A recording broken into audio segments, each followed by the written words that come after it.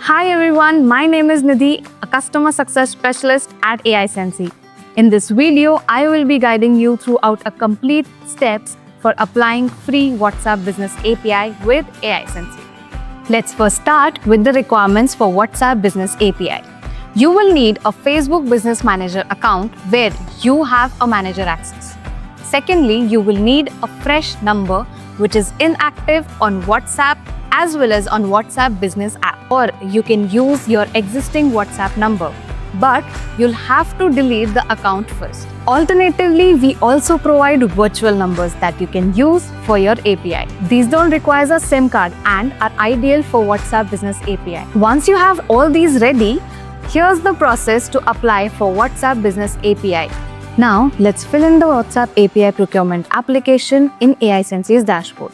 Click on Continue with Facebook to start the application process for WhatsApp Business API. This will open up a pop-up dialog asking you to log in to your Facebook account and continue.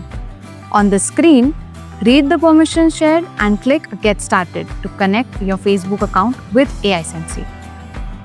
Once you have done this, you need to choose the correct Facebook Business Manager account on which you wish to get the API, or if you don't have a Facebook Business Manager access, you will have to create a new Facebook Business Manager by entering your business details. If you need help in creating a Facebook business account, you can view this doc listed in our help center. Now, fill up your business details including your WhatsApp business account name. Please note that this name is not the display name you need for WhatsApp Business API, which will be visible to your end users. This name can be anything related to your business. Coming to the WhatsApp Business display name, this is the section where you will need to choose the display name for your WhatsApp Business profile and will be visible to all your users when they open your WhatsApp profile. Next, select your category and continue.